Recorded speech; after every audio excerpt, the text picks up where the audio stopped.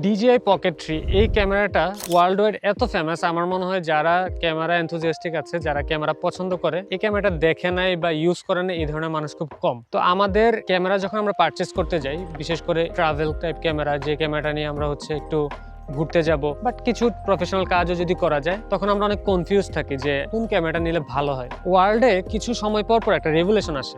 DJI করছে কি, এই ক্যামেরা ইন্ডাস্ট্রিতে একটা ভালো রেভলিউশন তৈরি করতে পারছে। এন্ড DJI এর আগে পকেট 2 বের করছিল। আমাদের কাছে কিন্তু DJI এর গিম্বল থেকে শুরু করে ড্রোন থেকে শুরু করে সব ধরনের ডিভাইস আছে, বাট পকেট 3 ডিভাইসটা আমার কাছে একটা রেভলিউশন মনে হয়েছে। নট বিকজ যে এটার ক্যামেরাটা ভালো, এটার যে পোর্টেবিলিটি, এটা যে হ্যান্ডি, এটা যে ইজিলি ইউজ করা যায়, ইজি টু ইউজ ব্যাপারটা এই ক্যামেরার মধ্যে মানে ওরা সব দিয়ে দিছে। কোশ্চেন আসে মানুষের যে আসলে আমি কি পকেট 3 কিনবো কিনা, কারণ মার্কেটে DJI ন্যানো এবং অনেক ধরনের ক্যামেরা চলে আসছে। এটার প্রথমে আসবে আপনার বাজেটটার কথা। আপনার যদি বাজেটের সাথে যায়, আপনি পকেট 3 দিকে যেতে পারেন। আমি পকেট 3 সম্পর্কে আজকে শেয়ার করব যে পকেট 3টা আসলে কাদের জন্য, এটার কোয়ালিটি কেমন, এন্ড এটা আসলে আপনার 2026 সালে এসে নেওয়াটা কি উপযুক্ত কিনা, বা আপনি অন্য ক্যামেরার দিকে সুইচ করতে পারেন কিনা। এই পকেট 3 ডিভাইসটা আমাদের কাছে দুইটা আছে, একটা না। এই দুইটা ডিভাইস আমরা গত প্রায় 2 বছর ধরে ইউজ করতেছি। আমরা বাংলাদেশের প্রফেশনাল কাজ, দেশের বাইরের প্রফেশনাল কাজ, আমার নিজের ট্রাভেল ভিডিও, আমাদের টিমের ট্রাভেল ভিডিও, যে কোনো ধরনের ভিডিও রিলেটেড কাজ এই ক্যামেরাটা ইউজ হয়েছে। কখনো এটা মেইন ক্যাম হিসেবে ইউজ হয়েছে, কখনো এটা সেকেন্ড ক্যাম হিসেবে ইউজ হয়েছে।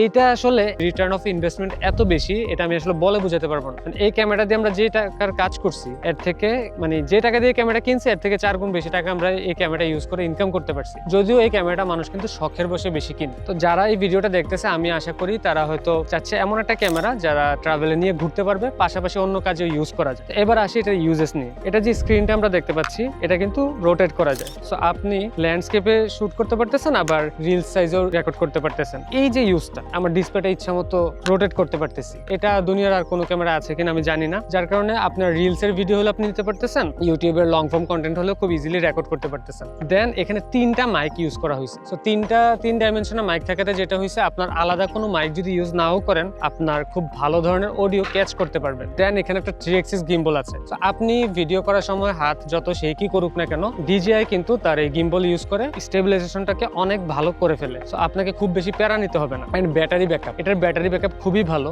এবং আপনি যদি একটা পাওয়ার ব্যাংক সাথে ইউজ করেন, আমার মনে হয় না আপনার স্ট্যান্ডার্ড ভার্সন ছাড়া গিয়ে কম্বো প্যাকেজের দরকার আছে, কারণ এটা দিয়ে আমরা মোটামুটি সারাদিন চলে যায়। আপনি 2-4 ঘন্টা যদি রেকর্ড করতে চান, আপনি তো আর সারাক্ষণ রেকর্ড করবেন না, আপনি একটা নির্দিষ্ট সময় পর পর রেকর্ড করবেন। এটা গুড এনাফ। কিছু ডিসঅ্যাডভান্টেজ আছে, যেহেতু এটা আসলে কোনো অ্যাকশন ক্যামেরা না, সো এটা কোনো ওয়াটারপ্রুফ না, এবং এই যে গিম্বলের যে এই জায়গাটা, এটা খুব সেনসিটিভ। যে কোনো সময় আপনার যদি হাত থেকে পড়ে যায়, এটা কিন্তু ভেঙে যাবে। DJI এর অন্য ক্যামেরাগুলো, যেমন অ্যাকশন ক্যামেরাগুলো, ওগুলোতে কিন্তু এই সমস্যাটা নাই। এবার ভিডিও কোয়ালিটি নিয়ে আসি। ভিডিও কোয়ালিটি নিয়ে যদি বলি, 4K তে রেকর্ড করতে পারতেছেন, 120 FPS পাচ্ছেন। 4K নিচে তো করতে পারবেনই, পাশাপাশি আপনি টাইম ল্যাপস, হাইপার ল্যাপস সেগুলো নিচ্ছেন, এবং 1 ইঞ্চের একটা সেন্সর দেওয়া হয়েছে, সো ভালো লাইট ক্যাচ করতেছে। ভিডিও কোয়ালিটি নিয়ে কোনো কমপ্লেন নাই। এইটুক ক্যামেরায় যতটুকু ভিডিও কোয়ালিটি দেওয়া যায়, এর ম্যাক্সিমাম এটা দেয়। এখন আপনি জিজ্ঞেস করতে পারেন যে আপনি একেবারে ফুল প্রফেশনাল কাজে এটাকে ইউজ করতে পারবেন কিনা। এটা আসলে ডিপেন্ড করে। আমাদের কিছু ইভেন্ট থাকে যেখানে আমরা রিলস তৈরি করে দিই, সো ওই ধরনের ইভেন্টগুলোতে আমরা আরামসে এটা ইউজ করি। আবার কিছু ইভেন্ট থাকে যেখানে আমাদের হয়তো একটা বড় DSLR বা মিররলেস ক্যামেরা ইউজ হচ্ছে, এটার পাশে বি ক্যাম হিসেবে আমরা এটাকে ইউজ করতেছি, কখনো বিহাইন্ড দ্য সিনের জন্য ইউজ করতেছি। সেটা একটা অলরাউন্ডার ক্যামেরা। এই ক্যামেরাটা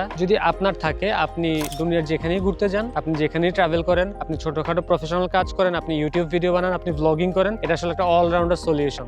আমার মনে হয় 2026 কেন 2028-29 এসো একটা DJI Pocket 3 যদি কারো কাছে থাকে, গুড এনাফ টু স্টার্ট। শুধু স্টার্ট না, সে মোটামুটি মিড লেভেলের কাজ পর্যন্ত করতে পারবে, কারণ এটার যেই ব্যাকআপ দেয় ব্যাটারি থেকে, এবং এটা যে অডিও ক্যাচ করতে পারে বা ইউজেবিলিটি, সবকিছু মিলিয়ে এই প্রাইসে আসলে এই ধরনের ক্যামেরা মার্কেটে নাই। ইভেন এটা মার্কেটে আসার পরে কিন্তু এন্ট্রি লেভেলের যে DSLR গুলো আছে বা এন্ট্রি লেভেলের যে ভিডিও ক্যামেরাগুলো আছে, এটার উপর কিন্তু একটা ইম্প্যাক্ট ফেলাইছে, ওইগুলোর সেল কিন্তু একটু কমে গেছে। পকেট 3 নিয়ে আমরা যে ধরনের ভিডিও তৈরি করছি, এর বেশ কিছু লিঙ্ক আমি নিচে দিয়ে দিব। আপনারা ভিডিওগুলো দেখলেই বুঝতে পারবেন যে পকেট 3 কোয়ালিটিটা আসলে কিরকম, এবং আপনি কি ধরনের ভিডিও কোয়ালিটি এক্সপেক্ট করতে পারেন। সো পুরো ভিডিওটা দেখার পর অনেকের মধ্যে কোশ্চেন আসতে পারে যে এই মুহূর্তে তো DJI তার পকেট 4ও রিলিজ করেছে, তাহলে আমরা কি পকেট 4 নিব নাকি পকেট 3 নিব? সো DJI পকেট 3 থেকে পকেট 4 কিছুটা বেটার করেছে, এটা সত্যি, কিন্তু এত বেশি না যে আপনি যদি পকেট 3 থাকে আপনাকে আপগ্রেড করে পকেট 4 এ যেতে হবে, অথবা আপনি যদি মনে করতেছেন যে না আমি একটা সেকেন্ড হ্যান্ড পকেট 3 নিব, আপনাকে পকেট 4 এ যাওয়ার এই মুহূর্তে প্রয়োজন নেই যদি আপনার বাজেট কম থাকে। আর আপনি যদি মনে করেন আপনার এনাফ বাজেট আছে, আপনি পকেট 4 এ শিফট করতে পারেন। DJI তার প্রতিনিয়ত নতুন নতুন ক্যামেরা নিয়ে আসবে, কিন্তু প্রশ্ন হচ্ছে